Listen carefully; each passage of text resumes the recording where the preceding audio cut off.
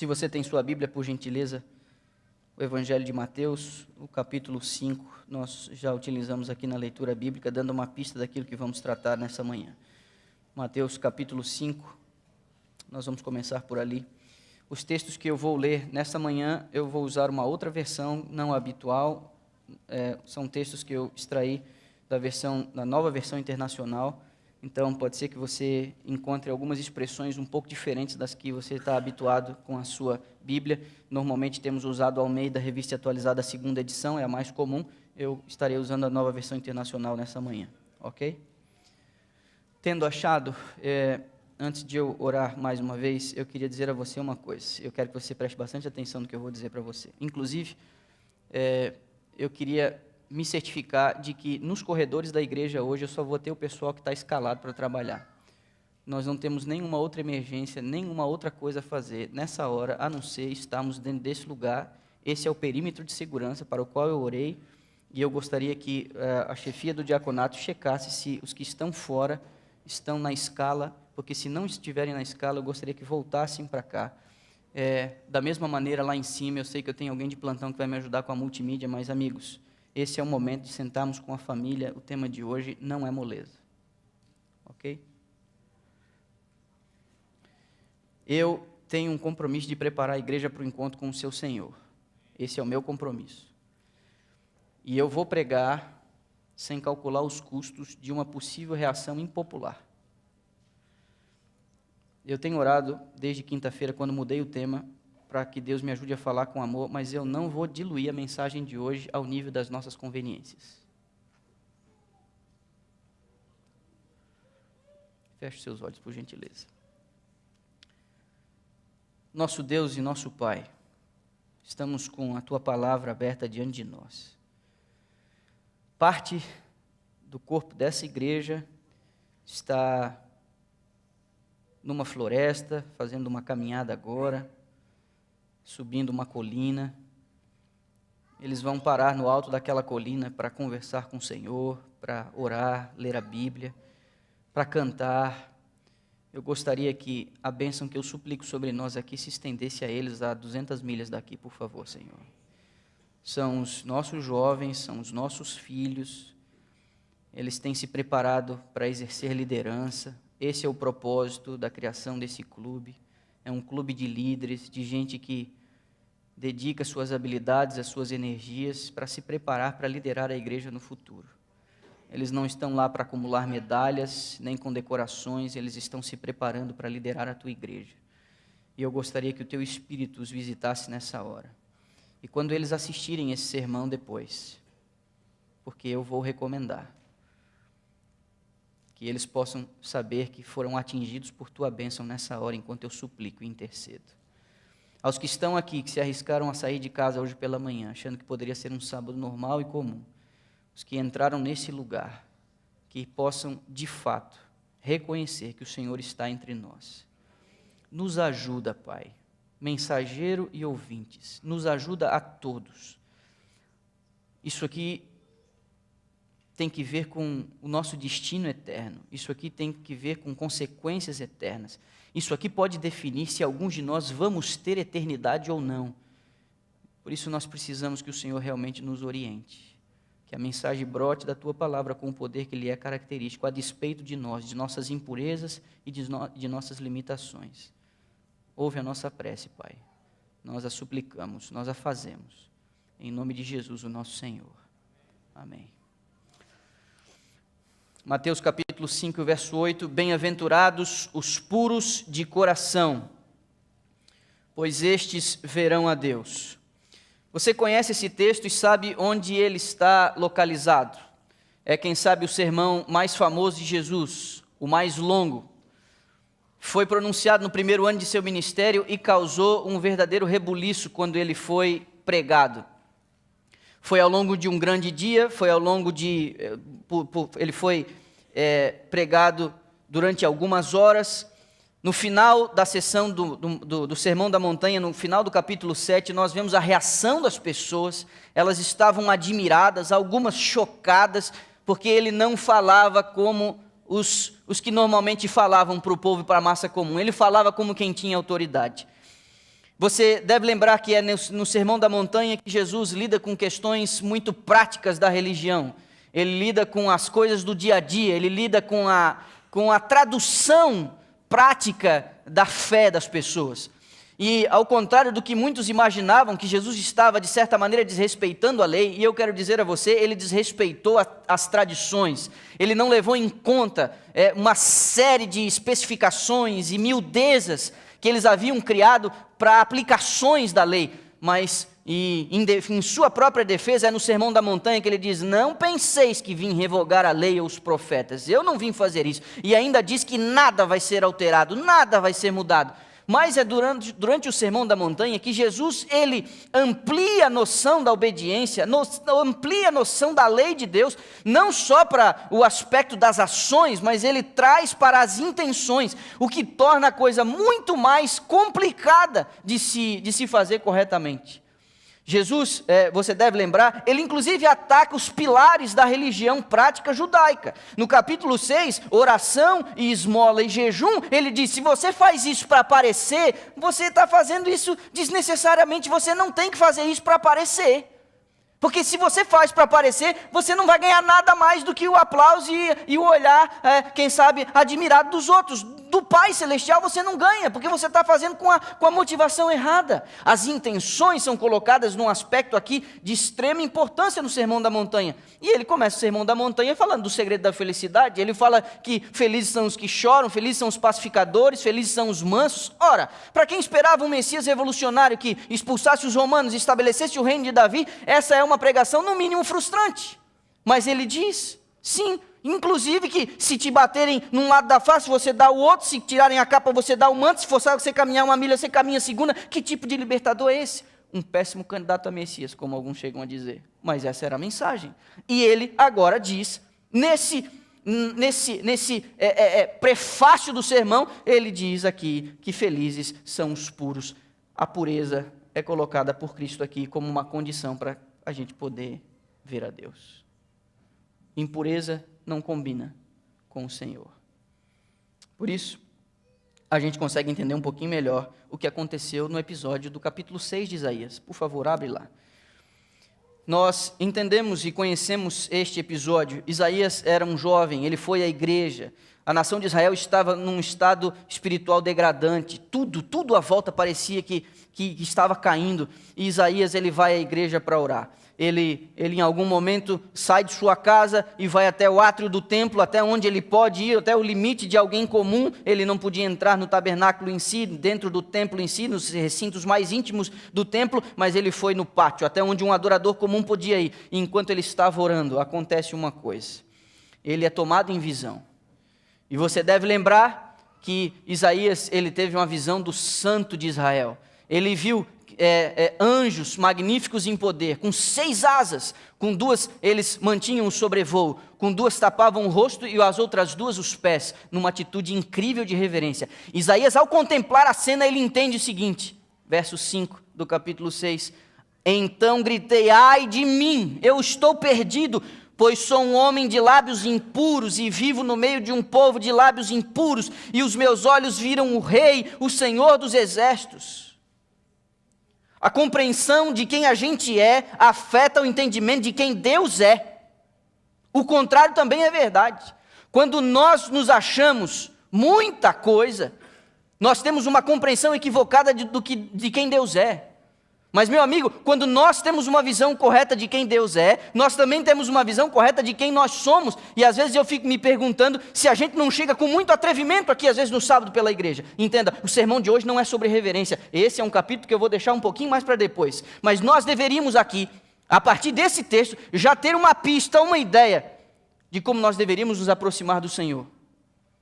Deixa eu dizer uma coisa a você, num culto pela manhã, num sábado pela manhã, vocês não são a plateia e nem tampouco eu sou a plateia, nós não estamos atendendo uma plateia. Quando o assunto é adoração, Deus é a plateia.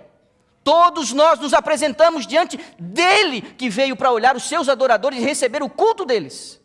Pois bem, Isaías, tendo a compreensão da santidade de Deus, ele se apavora e diz, eu vou morrer, mas acontece uma coisa, uma brasa viva do altar do Senhor é tirada e toca em seus lábios, removendo dele a impureza. Agora a gente pode conversar, porque eu removi a sua impureza. Amigos, aqui temos uma pista. Muitos de nós não temos conseguido ouvir os recados de Deus, porque estamos impuros, devastados pela impureza. O pecado, ele é aborrecível a Deus em todas as suas formas, e a menos que a nossa impureza seja removida, a nossa comunhão não será restaurada. Paulo se expressa em relação a isso, quem sabe mais do que todo mundo. Eu queria que você fosse a carta de Paulo a Tito, bem no finzinho da Bíblia. É uma carta muito pequena, é no primeiro capítulo. Carta de Paulo a Tito, primeiro capítulo. Tito está antes de Hebreus e Filemão e depois das duas de Timóteo. Tito, primeiro capítulo. Perceba, a imoralidade evidencia a corrupção da alma e também evidencia a inutilidade de uma pretensa relação com Deus. Observe os versos 15 e 16 do primeiro capítulo da carta de Paulo a Tito. Ele diz bem assim: para os puros, todas as coisas são puras, mas para os impuros e descrentes, nada é puro. De fato, tanto a mente como a consciência deles estão corrompidas. A mente dos impuros e descrentes está corrompida. Verso 16, eles afirmam que conhecem a Deus, mas por seus atos o negam, são detestáveis, desobedientes e desqualificados para qualquer boa obra. Paulo, tratando agora daquilo que impede a nossa relação com Deus, ele inclusive fala daqueles que pretensiosamente dizem que conhecem a Deus, mas olha como as suas obras são qualificadas, eles são detestáveis, são desobedientes, desqualificados, porque através de seus atos negam a fé que possuem. A razão? Impureza e descrença. Paulo também fala uma outra coisa, mas agora a igreja de Tessalônica, primeira carta, volte um pouquinho de onde você está, não muita coisa. Primeira carta aos Tessalonicenses, 6 ou 7 páginas antes de onde você está. Capítulo 4 da primeira carta aos Tessalonicenses, a partir do verso 3, olha como o apóstolo se manifesta. 1 Tessalonicenses 4, verso 3, a vontade de Deus é que vocês sejam santificados, abstenham-se, que diz a tua Bíblia aí? O que diz a tua versão? A minha diz, abstenham-se da imoralidade sexual. Cada um, olha o conselho, saiba controlar o próprio corpo de maneira santa e honrosa, não com a paixão de um desejo desenfreado, como os pagãos que desconhecem a Deus. Desejo desenfreado. Nesse assunto, ninguém prejudique a seu irmão, nem dele se aproveite. Olha a recomendação aqui. Tem gente que é tão fraco nessa área, que a recomendação é não prejudique o seu irmão. E não se aproveite dele. O Senhor castigará todas essas práticas, como já lhe dissemos e asseguramos, porque Deus não nos chamou para a impureza, mas para a, que diz a tua Bíblia? Santidade. Amigos,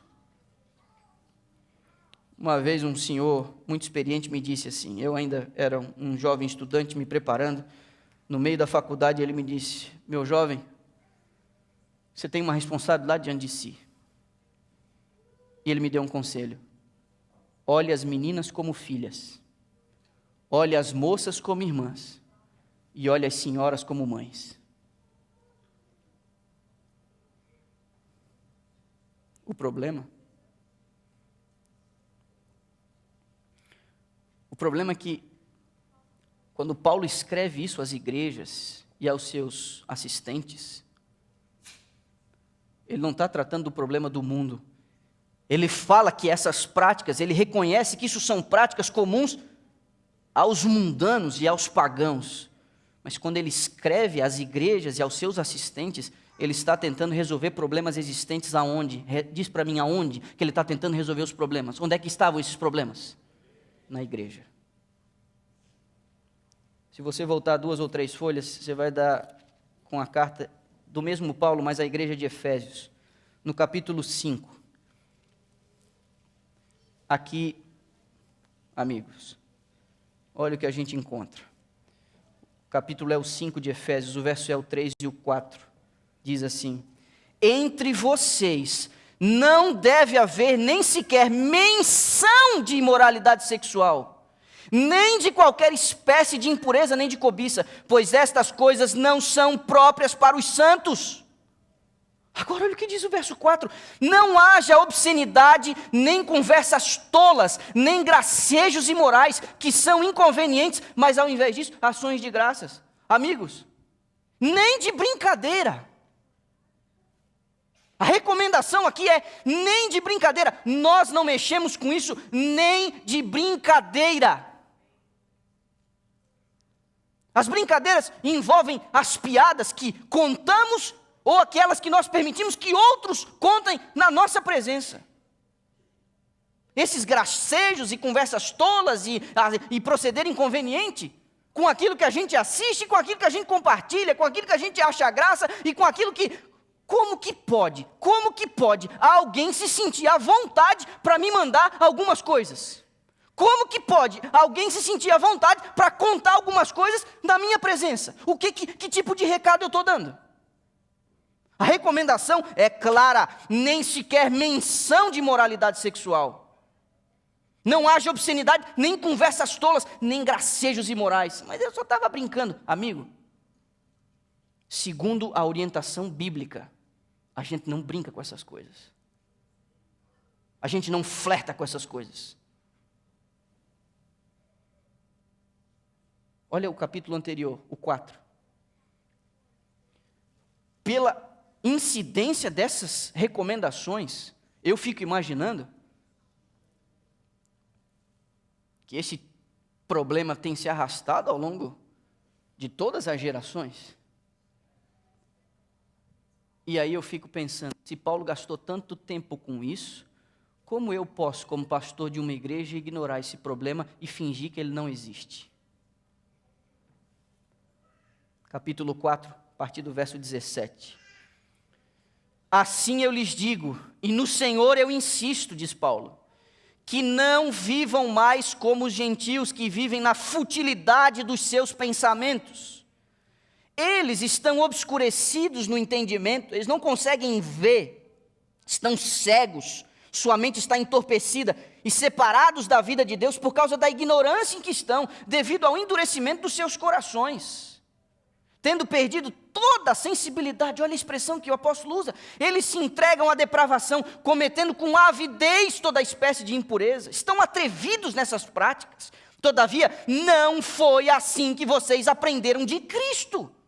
De fato, vocês ouviram falar dele e nele foram ensinados de acordo com a verdade que está em Jesus. Quanto à antiga maneira de viver, vocês foram ensinados a despir-se do velho homem que se corrompe por desejos enganosos, a serem renovados no modo de pensar e revestir-se do novo homem, criado para ser semelhante a Deus em justiça e em santidade provenientes da verdade. Paulo está aqui dizendo que isso é comum entre eles.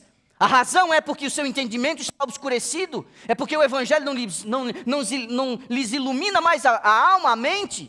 Mas isso não é a nossa realidade, essa não é a realidade da igreja, não deveria ser assim na igreja. Porque temos a verdade, porque cremos no Evangelho, não foi assim que fomos ensinados. Paulo faz um contraste.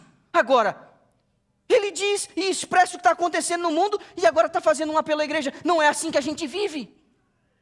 Se Paulo está dizendo isso, é porque de alguma maneira, mesmo professando a verdade e tendo aceitado o Evangelho em Cristo, alguns ainda insistem em viver os velhos hábitos. Eu me pergunto, meu irmão, nessa questão de sua vida, como que está essa questão de sua vida? Porque a exortação aqui é clara. Paulo faz um apelo. Ele diz, eu lhes digo e no Senhor insisto.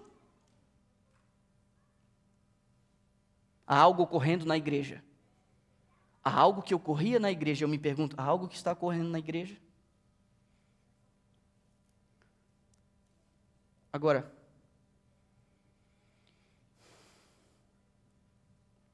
quando Isaías percebeu onde ele estava, ele diz, eu vou morrer. Eu vou morrer. Meu irmão, poderia alguém aqui, escondendo uma vida impura, ainda se atrever a dizer aqui as coisas, como que a igreja deve fazer. Estaria alguém com uma vida manchada, uma vida dupla, uma vida impura, imoral, ainda se arriscando a dar palpites nas coisas da igreja? Eu fico pensando comigo.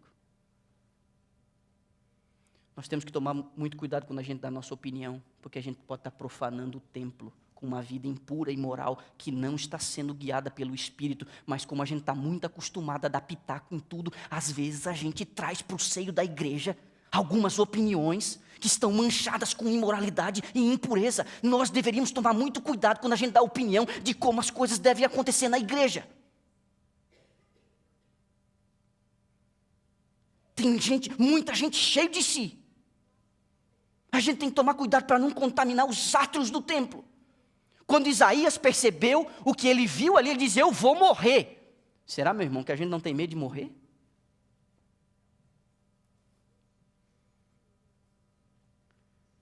Eu tive cuidado essa semana. Eu não quero ignorar o que está acontecendo. Então eu queria que você percebesse aqui algumas informações. Esse negócio aqui, não, isso não tem nada a ver com a igreja, não. 37, essa é a fonte, você pode encontrar, a fonte é do Treasures. É uma instituição que busca resgatar pessoas do tráfico sexual com pesquisa. Eles levantaram os seguintes dados: são 37% do conteúdo da internet é pornográfico. 37% do conteúdo da web é pornográfico. De cada 3 coisas que tem, uma tem que ver com imoralidade sexual. Tem movimentado 100 bilhões de reais no ano, em torno de 30 bilhões de dólares. São 10 mil reais por segundo, são cerca de 3 mil reais por segundo o que essa indústria movimenta. É a segunda maior fonte de renda do crime organizado. Sim, crime organizado. 94% desse conteúdo tem que ver com mulheres. E 90% das que responderam à pesquisa reconheceram que foram abusadas na infância. 1,4 milhões de escravas sexuais. Muito do conteúdo que é promovido na internet, que facilmente se acessa, são resultado de escravidão sexual, de mulheres que são forçadas a fazer o que fazem diante das câmeras para alimentar um comércio horroroso, para alimentar a imoralidade de um mundo que está decadente do ponto de vista moral cada vez mais. Mas o que me assusta ainda mais é que uma outra pesquisa por uma ONG britânica, National Society for the Prevention of Cruelty to Children, em 2015 eles entrevistaram 700 adolescentes, 10% deles entre 12 e 13 anos admitem o vício em pornografia. 12% deles disseram já ter participado de uma filmagem sexualmente explícita. E aí você tem os nomezinhos que eles dão para isso daí. O compartilhamento instantâneo e temporário de imagens, de fotos, de vídeos. 20% desses adolescentes, de 12 a 13 anos, quando questionado, diz que acham que a pornografia é uma coisa natural e faz parte do cotidiano. Paulo não tinha internet, mas tinha esse tipo de problema. Eu fico me perguntando se eu não tenho esse tipo de problema hoje. Uma das meninas entrevistadas por essa ONG, ela disse que o seu namorado, ambos com 12 anos, ele a assediou, ele viciado em pornografia, e ela se sujeitou aos caprichos dele e depois deu um testemunho. Eu me senti suja, confusa, chocada. E ela diz, dando seu testemunho: a pornografia não é só um vídeo de 10 minutos, diz ela, tem muitas consequências ruins. Um outro menino, viciado em pornografia, achou que isso não o afetava, até que ele, na escola, e pasme você, na igreja, começou a olhar as suas colegas meninas de um jeito diferente. Ele disse: opa, alguma coisa me afetou. Dr. Jeffrey, da Universidade de Princeton, escreveu, falando a um comitê do Senado americano, descreveu a pornografia nos seguintes termos: é como se nós tivéssemos uma nova heroína. É como se nós tivéssemos criado um tipo de heroína 100 vezes mais poderosa, que pode ser utilizada na intimidade da própria casa e se injeta diretamente no cérebro através dos olhos. A razão de muitos se verem presos a esse tipo de vício, tipo de má prática, é por conta do que acontece no nosso cérebro, a indução do prazer. A pornografia inunda o cérebro com uma substância chamada dopamina. E o cérebro que fica sobrecarregado com esse tipo de influência e de estímulo, tenta se proteger, porque a quantidade de dopamina que é liberada pelo sistema nervoso é tão alta que o cérebro tenta se proteger com essa quantidade de dopamina, porque a pornografia libera uma grande quantidade de dopamina, é a sensação do prazer, é do sentir-se bem. E aí, o que o cérebro faz para tentar bloquear essa quantidade? Ele vai liberar alguns receptores químicos, que vão assumir a função de inibidores. Então, quando você tem menos receptores, o cérebro percebe que tem pouca dopamina, porque esses inibidores, eles trataram disso, de bloquear essa quantidade. Então, para você ter o mesmo estímulo que você teve no começo, depois que o cérebro começou a se defender, você tem que se expor a um tipo, a mais frequência e a um outro tipo de pornografia, ainda um pouco mais intensa, porque aquela utilizada no começo já não surte mais o efeito, porque o cérebro se protegeu com o inibidor. Aí você precisa de mais, com mais frequência ou mais agressiva, para você ter a mesma sensação de prazer. Esse é aí que se forma o círculo vicioso. É o mesmo processo das drogas, da cocaína, da heroína e todas essas inas que você pode imaginar. Pois bem, a pornografia libera uma substância natural, criada por Deus, para nos dar prazer, mas utilizada com dosagens equivocadas e de um jeito que a Bíblia classifica como imoral. Pois bem, tem gente que acha que isso ainda não é um problema, ou finge que isso não é um problema. Mas a Bíblia diz que as pedras um dia vão falar. Eu queria chamar uma pedra para falar aqui para vocês. Eu vou pedir a ajuda da Fabiane lá em cima. Existe o testemunho de alguém. Alguns, quem sabe, já devem ter até entrado em contato com esse testemunho. Ele foi veiculado na conta pessoal de um ator hollywoodiano chamado Terry Crews. E ele dá o testemunho dele em relação a isso aqui. Não é um membro da igreja, da nossa igreja, mas é alguém que admitiu que tinha um problema. Eu queria que você prestasse atenção nisso agora, por gentileza. Hey, what's up, Facebook family? How you doing? It's me, Terry Crews again. I just want to address some things real quick, man. The subject is dirty little secret. And, for years, my dirty little secret was that I was addicted to pornography for years. Now, most of you who are on Facebook are using the internet. And it's kind of crazy because this thing has become a problem. I think it's a worldwide problem. But pornography, it really, really messed up my life in a lot of ways. And, the thing is, it became a thing where I didn't tell anybody. I didn't tell anybody. It was a thing that, it was my secret, nobody knew. And that allowed it to grow. And it got bad. And when I say bad, some people deny, they say, hey man, you can't really be addicted to pornography. There's no way. But I'm gonna tell you something. If day turns into night and you are still watching, you probably got a problem. And that was me. It affected everything. I didn't tell my wife, didn't tell my friends, nobody knew. But the internet allowed that little secret to just stay and grow. And it was something that, my wife was literally like, I don't know you anymore. I'm out of here. And that changed me. I had to change because I realized, this thing is a major, major problem. I literally had to go to rehab for it. And the thing what I found is that by not telling people, it becomes more powerful. But when you tell, and when you put it out there in the open, just like I'm doing right now, to the whole world, it loses its power. And everybody wants you to keep this little secret.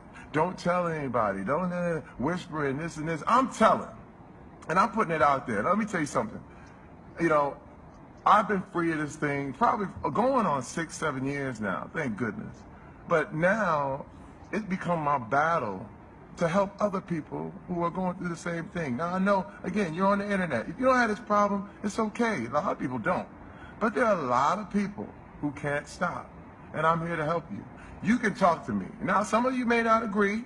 Please tell me what you think. But my issue was, and is, with pornography, is that it changes the way you think about people. People become objects. People become, body parts. They become things to be used rather than people to be loved. And it really, you start to change the way you see people. And you start to use people. You start to feel like, you're the man and they're just, whatever. And I had to change my thinking. I had to change what I believed. And once I knew, and once I was aware of what it was doing to me, it changed me. And I knew, I said, I got to stop this. And I'm going to tell you this. My wife was like, I'm out. And you know what? I did not get help so that I could get my wife back. I just want to tell you that. I got help because I needed it. My wife could have decided, I'm gone, and that would have been it. And you know what? Ain't nothing I could have done about it because that was her choice. But she did decide to stay with me because she knew I was repentant. She knew I was going to get help, and she knew I was sorry. Let me tell you something. Not enough to just ask forgiveness. It's always, always necessary to make amends, to fix the problem, to do whatever you can to fix the problem. So, if you are going through some things like this, or if you're not, if you agree, if you don't agree, I'm keeping it real, y'all. I'm keeping it real. Hey, it's your boy Terry Crews. I'm not playing. It's intensity level Terry Crews. We going all the way. 2016. You know what I mean? We don't battle people. You battle mindsets. A gente já teve o que a gente precisava disso. Você sabe que às vezes eu fico pensando que um testemunho desse pode ser até mais poderoso do que um verso bíblico, né? Porque às vezes a Bíblia já não tem mais surtido o efeito que deveria surtir na mente de alguns de nós. E a razão, nós não fomos deixados às cegas quanto a isso. Eu queria que você observasse que a velhinha, há mais de 100 anos atrás, falou alguma coisa sobre isso, quando nem havia a internet e a disponibilidade desse conteúdo em larga escala como nós temos hoje. Primeiro, ela faz uma associação entre a imoralidade sexual pela masturbação com a ociosidade. Perceba, a ociosidade, quando você não tem o que fazer, quando você não tem nada de útil, quando você não faz nada de útil, leva à condescendência com os hábitos corruptos. A laboriosidade, você se ocupar com alguma coisa que presta, não fadiga e consome a 1/5 parte do que o faz o pernicioso hábito da masturbação. A ociosidade é uma maldição e produz hábitos imorais. Olha o que diz ela. Algumas crianças começam a prática da masturbação na infância, eles não têm a mente tranquila. Seu comportamento não é reservado e modesto. São ousados e atrevidos e permitem-se liberdades indecentes. O hábito da masturbação rebaixou-lhes a mente, manchou-lhes a alma. Pensamentos vis, leitura de novelas, histórias de amor, livros imundos, avivam-lhes a imaginação. E exatamente esses se ajustam ao seu espírito depravado. Ela está falando de leitura, de uma meia dúzia de fotinhos, que quem sabe algum conteúdo por debaixo dos panos era acessível no final do século XIX. E agora, que você tem tudo na palma da mão e de graça, com toda a descrição do mundo, você pode acessar esse tipo de coisa. Antigamente, há alguns anos atrás, para um adolescente que estava se aventurando no mundo pornográfico, ele dava um baile para conseguir comprar uma revista num bairro distante, numa cidade do lado, para esconder, para botar debaixo do colchão, numa gaveta, no porão da casa, seja lá o que for. Não é, meu amigo? As coisas estão cada vez pior, porque o acesso está cada vez mais fácil, o conteúdo é cada vez mais abundante, e você consegue fazer isso aqui em qualquer lugar. Com um fone de ouvido e um cantinho numa praça, num restaurante, na hora do almoço, seja lá onde que for, à noite quando vai dormir, seja lá onde for, você consegue fazer tudo com a palma da sua mão. Aí, olha o que ainda diz Paulo. 2 folhas para frente você vai encontrar a carta aos Filipenses, no capítulo 2. Você viu? Nós fomos a Tito, nós fomos a Tessalonicenses, nós fomos a Efésios. Eu não vou mexer com Coríntios hoje, mas agora a gente já está em Filipenses. É muita carta, é muita orientação em relação a isso. Ele está combatendo um problema real na igreja do primeiro século.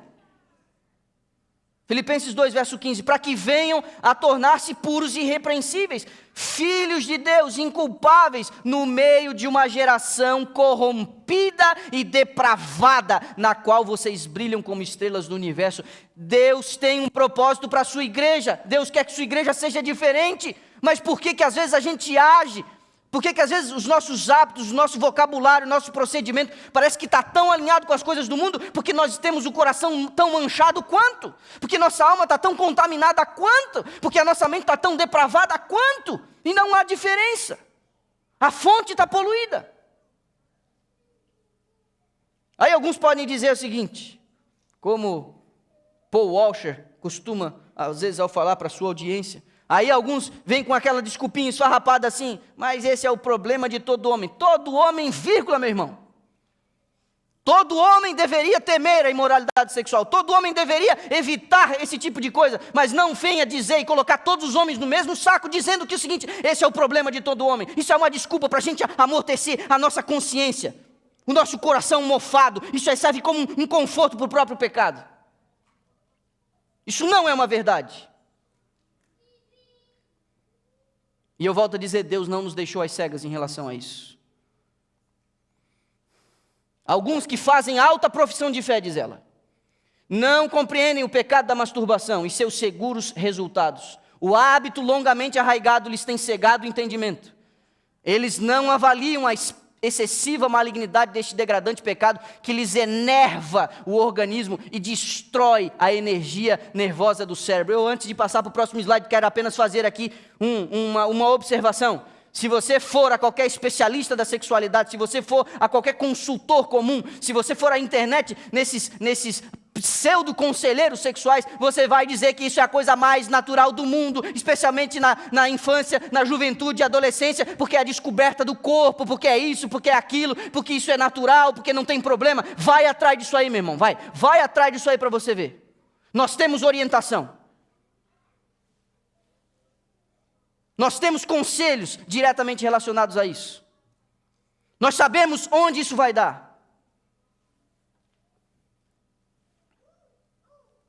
Ela continua. Os princípios morais são demasiado fracos quando em luta com o hábito arraigado.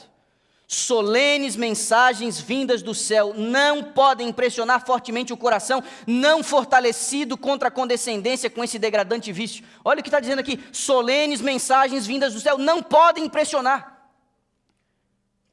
Porque a mente está sendo bloqueada.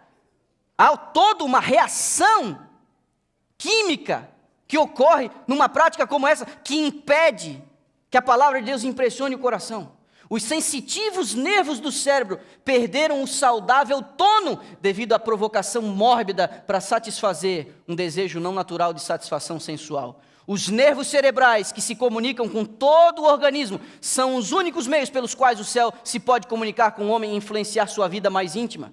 Seja o que for que perturbe a circulação das correntes elétricas do sistema nervoso, diminui a resistência das forças vitais e o resultado é um amortecimento das sensibilidades da mente.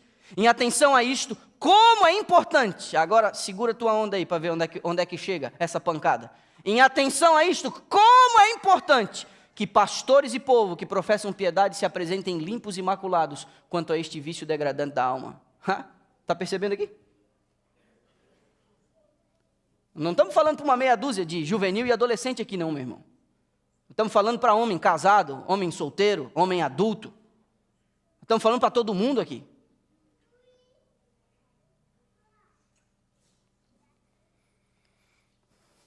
O último texto que eu selecionei dela é esse aqui. Masturbação destrói as boas resoluções, o esforço fervoroso e a força de vontade para formar um bom caráter religioso. É lógico. Sabendo os efeitos nocivos, você acha que o inimigo das almas vai usar qualquer ferramenta para acabar com a gente? Não, ele é esperto. Agora, eu quero que você entenda uma coisa aqui.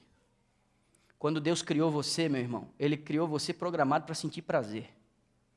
Foi Ele que inventou essa substância que é liberada em excesso de maneira descabida, com esse vício horroroso. Foi Deus que inventou. Aí o diabo diga assim, então deixa eu mexer com esse negócio aqui.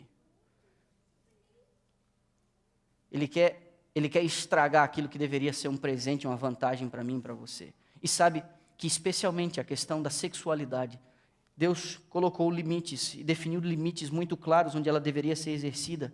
Era dentro dos limites do matrimônio. E sabe por que o inimigo das almas, ele insiste em mexer com isso? E sabe por que o planeta está do jeito que está? Sabe por que essas coisas têm acontecido do jeito que têm acontecido? Sabe por que esse realmente se tornou um problema desde sempre? Sabe por quê? Porque o inimigo tem inveja de você. O inimigo te odeia. E tem um negócio que eu e você nos foi dado como um presente, que não foi dado aos anjos. Eu e você, nós temos a capacidade de perpetuar a vida. Eu e você geramos uma outra vida. Isso é um milagre. Quando alguém relaciona-se com outro alguém e a vida é perpetuada, nós participamos com a divindade da perpetuação da vida. Esse foi um presente extraordinário. É só você olhar que dentro dos limites da perfeição, ainda no Éden, ele olha para Adão e Eva e diz o seguinte: multipliquem-se, encham a terra, o presente que nos foi dado. Quando Deus chama Abraão para uma aliança, ele diz, eu quero que você, a partir de você, encha a terra e se multiplica. Deus quer filhos, mas aí vem o diabo e quer detonar a imagem de Deus nas suas criaturas, tornando-nos mero objetos, criando em nós a sensação da imundície e da sujeira.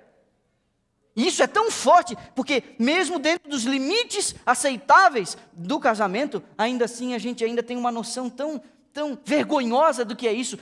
Essa é a beleza de participar dos atributos da divindade, porque somos a semelhança de Deus, mas aí Ele quer ferir o coração de Deus, Ele quer machucar o coração de Deus, Ele quer rebaixar a sua imagem ao nível dos animais, que fazem por impulso, que fazem sem nenhum raciocínio, sem afeto.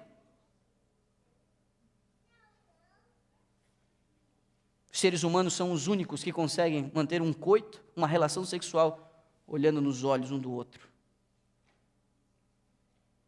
Na natureza, ninguém é capaz de fazer isso. Nenhum animal. Nenhum animal.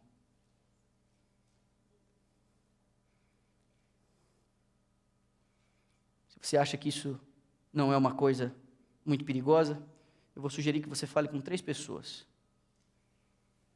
Converse sobre esse assunto, primeiro com um pastor, da sua confiança, seja ele qual for. Converse sobre isso com um policial e conversa com um advogado. E aí você vai perceber quanto crime, quanta degradação e quantas coisas terríveis têm fluído de impulsos não controlados. Observe. Quem sabe isso aqui pode ajudar-nos um pouquinho. As causas e os efeitos da pornografia. Ela se torna uma fuga, gera desconexão com a realidade. A ansiedade e a depressão alimentam o vício. Você quer matar o que está fazendo você sofrer. E muita ansiedade e depressão são tratadas com essa pílula que só aumenta o problema. A vontade, a força de vontade, o domínio próprio se enfraquece. E ela afeta o comportamento e torna mais difíceis as relações pessoais. Essa, inclusive, é uma das razões pelas quais nós ainda encontramos tantos problemas dentro do casamento, tanta intolerância, tantas palavras rudes, tanta falta de compaixão. São os segredos sujos que são mantidos. Porque aquilo que precisaria ser tratado e atendido dentro dos limites santos do matrimônio, você consegue resolver sozinho num quarto escuro.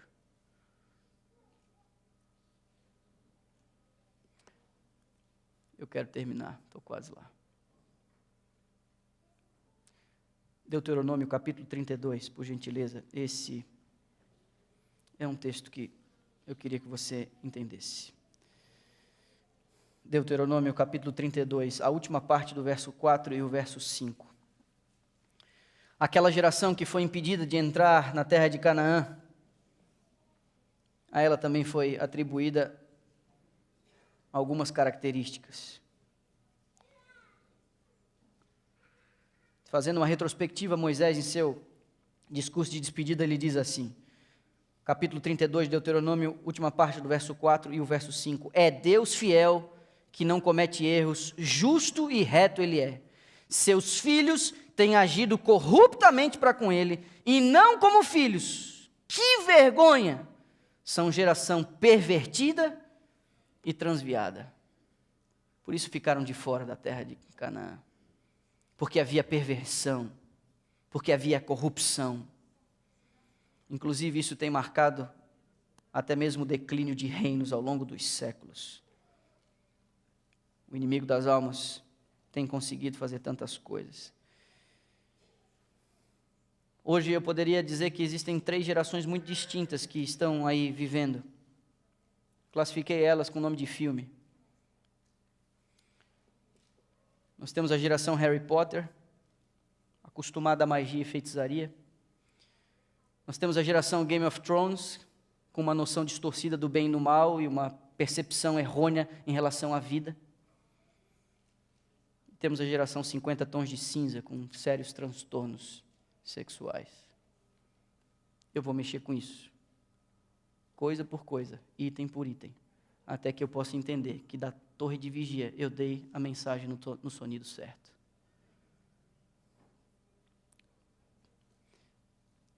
Salmo 24, por favor. Davi, ele faz uma pergunta aqui nesse salmo. Queria chamar sua atenção para ela. Nós começamos com as palavras de Jesus. Bem-aventurados os puros, porque eles vão ver a Deus. Então Davi, no Salmo 24, um belíssimo salmo, ele diz assim nos versos 3 e 4. Quem poderá subir o monte do Senhor?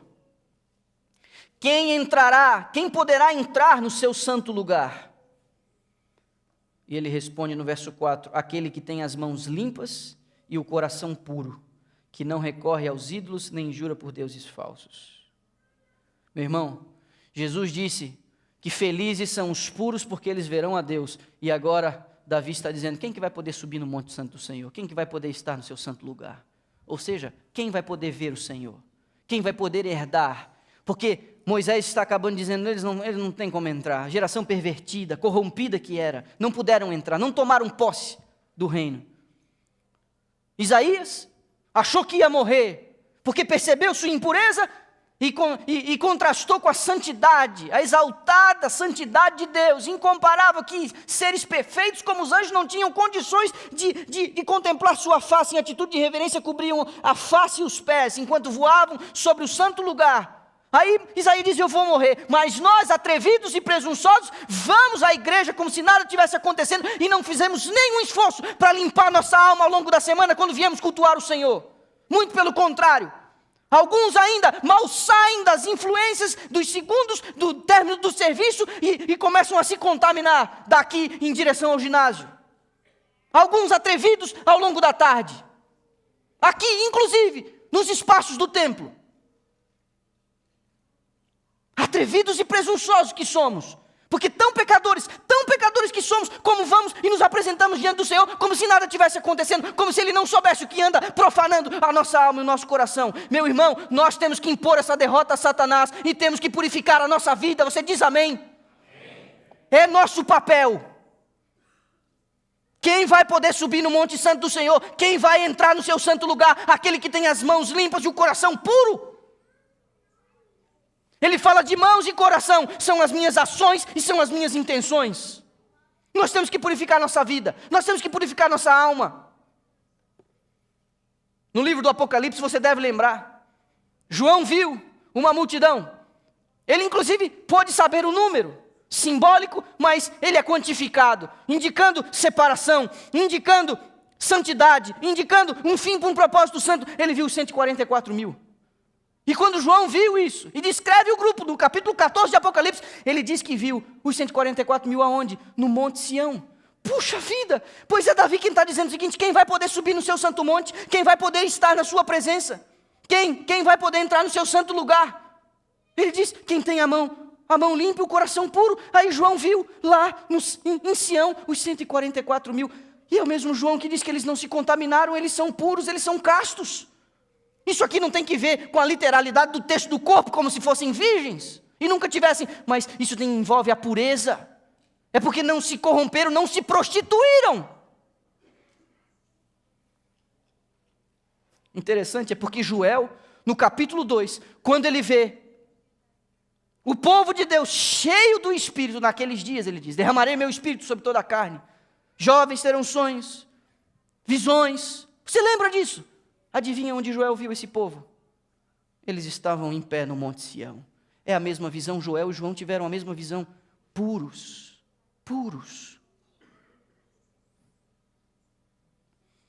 Mas, meu irmão, nós temos que fazer uma ação conjunta aqui, igreja e família. Igreja e família, nós precisamos dar as mãos e tomar uma ação conjunta. Eu já recebi ligações suficientes de pais que não sabem mais o que fazer com seus filhos ao longo desses últimos 13 anos. Eu não posso ser indiferente das minhas responsabilidades como pastor, nem no púlpito e nem quando eu vou na sua casa. Mas eu posso dizer uma coisa: é quase impossível neutralizar os efeitos da negligência paterna. Eu posso fazer o que for aqui da frente. Nós podemos bolar o plano que for, como anciãos, como liderança, como oficiais. A gente pode imaginar o melhor ano, as melhores ações possíveis, e estamos planejando. Mas é quase impossível a gente neutralizar, como igreja, os efeitos da negligência paterna. Você precisa conversar com seus filhos sobre esse assunto. Se você não sabe como, porque o seu pai não conversou com você, então você aprenda. Você precisa impor limites aos seus filhos. Você precisa controlar o conteúdo e o acesso dos seus filhos a esse tipo de imundícia. Se for necessário, você tira isso aqui da mão dele. Pastor, mas eu preciso me comunicar com seu filho. Então você compra um celular, não um smartphone. Você pega aquele, existe ainda uns que fazem ligações, que mandam texto. Você usa isso, porque se você tem ou desconfia desse tipo de problema em casa, se o Espírito de Deus te revelar, seja lá como for, por favor, você resolva isso, porque não tem o que a gente fazer aqui da frente se você não nos ajudar. Só que a última coisa é a seguinte: você precisa conversar com seus filhos, você precisa impor, dar limites aos seus filhos, você precisa controlar o conteúdo, mas sabe a última coisa? Você precisa dar o exemplo aos seus filhos. Porque se eu estou falando para a gente, que tem filhos, que você suspeita ou até mesmo sabe que eles enfrentam esse tipo de problema, mas você está no mesmo barco, a minha pergunta: que força você vai ter como pai para fazer restrições? Nós temos que purificar o acampamento de Israel. O Espírito de Deus precisa nos reconhecer como seu povo. Ou a gente faz isso, ou eu morro tentando. Eu vou denunciar. Tantas vezes quantas forem necessárias, o que estiver impedindo o derramamento do Espírito de Deus sobre essa congregação. Meu telhado é de vidro. Eu também tenho família. Eu vivo também neste mundo.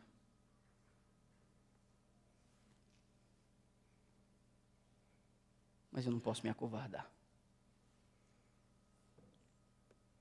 Eu disse no começo, e termino com isso agora no final: eu vou tentar ser o mais amoroso possível, indo à sua casa. Essa semana foram 34. Essa semana tem quase 30. Eu vou lá.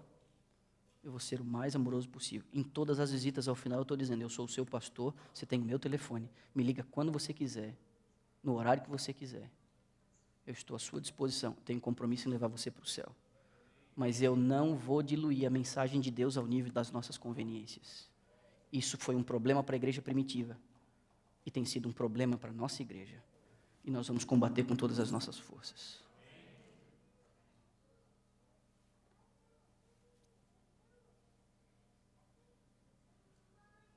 O Emerson está escalado para fazer essa oração. Emerson, nem eu nem você. Tem até a música da despedida. Também não vou usar. Agradeço, inclusive tinha combinado com você de tocar para mim. Não precisa. Eu estou indo embora. Vou atrás dos Master Guides. Vou estar com eles até amanhã. Mas eu estou indo agora. Estou indo para casa. Vou passar em casa e vou para lá. E você, quando achar que deve, você deixa a igreja, vai para casa, vai para o ginásio, a oração final, o hino final, o momento final é você e Deus. Nós vamos terminar assim agora. Vou pedir para vocês cortarem a transmissão. É assim que nós vamos terminar hoje.